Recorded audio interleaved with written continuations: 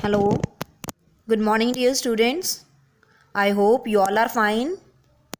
Okay, students, let's start your next topic of writing portion. Email writing. What is email writing? क्या है email?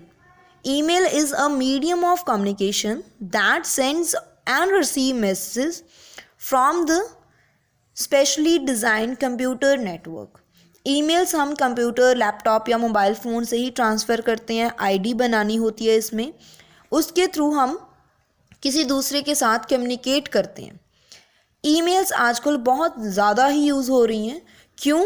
Because ये बहुत ज़्यादा high speed के साथ जाती है, जल्दी पहुंच जाती है दूसरे बंदे के पास. कॉस्ट भी इसकी बहुत ज़्यादा लो है. And email has become the most important channel of communication. काफ़ी अच्छा चैनल बन चुका है अब कम्युनिकेट करने का, चाहे बिजनेस लेवल पे करें या फिर एज अ फॉर्मल वे और इनफॉर्मल वे. तो इसका फॉर्मेट क्या है? How to write an email. कैसे लिखना क्या है इसको? An email shows many lines before the beginning of the actual text. Actual text कौन सा होता है? ये होता है हमारा एक्चुअल टेक्स्ट. इससे पहले काफ़ी ऊपर लाइन्स होती हैं, उनके बारे में देखते हैं कि वो क्या है. The lines consist of headings. The three most important pieces of information is in the header are email address of sender and recipient. जिसने सेंड करना है एंड जिसको हम सेंड कर रहे हैं वो मेन हेडिंग में आ जाएगा. एंड सब्जेक्ट लाइन होती है जिसमें हमने बताना होता है कि ये मैसेज जो है किसके बारे में है, ये जो ईमेल है वो किसके बारे में है. All the email message contain these three pieces of information. जितने भी ईमेल के मैसेज होते हैं इनमें ये जो इंफॉर्मेशन होती है वो होती है फ्रॉम, टू एंड सब्जेक्ट. ये चीज़ मेंशन होती है वहाँ पे. When the person send an email, the program actually insists his or her name, email address and date. जब भी हम सेंड करते हैं तो प्रोग्राम खुद ब खुद ही इंसर्ट कर देता है हमारा जो नेम होता है, फ्रॉम वाला जो हमारी आईडी होती है वो खुद से इंसर्ट हो जाती है. एंड डेट भी. उसको क्या फिल करना पड़ता है? टू, जिसको वो भेज रहा है उसका ईमेल एड्रेस. नेक्स्ट क्या है? स्टूडेंट. उसके बाद आपको लिखना है subject line with clear and concise description of the subject. जहाँ कोई भी आप मैसेज दे रहे हो उसमें क्लियर डिस्क्रिप्शन होनी चाहिए वो सब्जेक्ट में. एंड एक होता है वहाँ पे सी लाइन. सी लाइन का मतलब क्या होता है? सी का मतलब होता है कार्बन कॉपी, किसी चीज़ की कॉपी. एक तो ईमेल जिसको आप भेज रहे हो, ठीक है, एक वो जिसके पास आपकी कॉपी जाए उसकी ईमेल आईडी आपको लिखनी होती है. ठीक है, तो क्या क्या चीज़ें इंक्लूड होगी ईमेल में? एक तो हेडर, मतलब जो सेंड कर रहा है वो. सैल्यूटेशन क्या होती है? ये जो आप लिखते हो डियर सर, मैडम, जो भी है, ठीक है, ये सैल्यूटेशन में आएगा. उसके बाद बॉडी पैराग्राफ, ये वाला बॉडी पैराग्राफ है.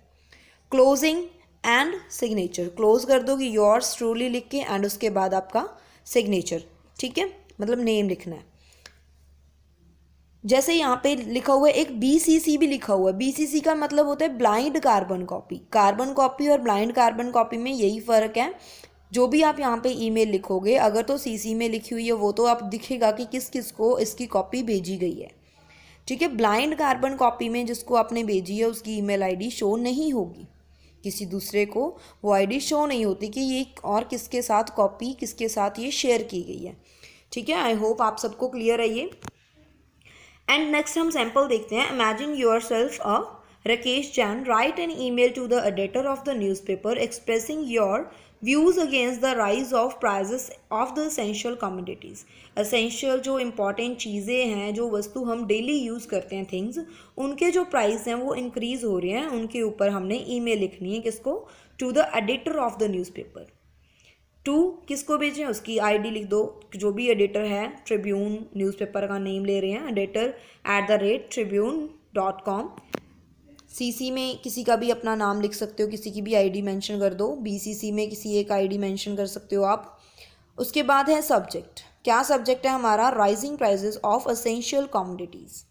Sir, it is the duty of a welfare state that it takes care about the essential needs of the citizen. जो वेलफेयर स्टेट होते हैं उनकी ये मैसेज देना होता है उसको ये ध्यान रखना होता है कि कैसे हम एसेंशियल चीज़ों के बारे में, उसके प्राइस घट रहे हैं इंक्रीज़ हो रहे हैं, वो सबका ध्यान रखना होता है। One of the aspect of this premises is to provide the essential commodity on the reasonable rate to all the citizens. जितने भी सारे सिटीजन हैं, जितने भी लोग यहाँ पे इंडिया में रह रहे हैं, उन सबको ये सब चीज़ें हैं जो भी, उन सब का प्राइस सही होना चाहिए, ना ज़्यादा होना चाहिए ये बल्कि लोग जो हैं अफोर्ड ना कर पाएँ। Today, the prices of commodities like LPG, cylinders, vegetables, wheat, pulse, milk, ये सब चीज़ें हो रही हैं, इनके जो प्राइस है वो बहुत ज़्यादा इंक्रीज़ हो रहा है डे टू डे, दिन भर दिन बहुत ज़्यादा बढ़ता जा रहा है। ये जो प्राइस है वो हमारे जो नॉर्मल जो कॉमन मैन है उसकी पहुंच से बाहर हो चुकी हैं। These things are in plenty, plenty मतलब बहुत ज़्यादा हैं बट फिर भी ये क्वालिटी इसकी ये दिखाई जाती है कि ये बहुत कम है, इसलिए इसका प्राइस हमने इंक्रीज़ किया है।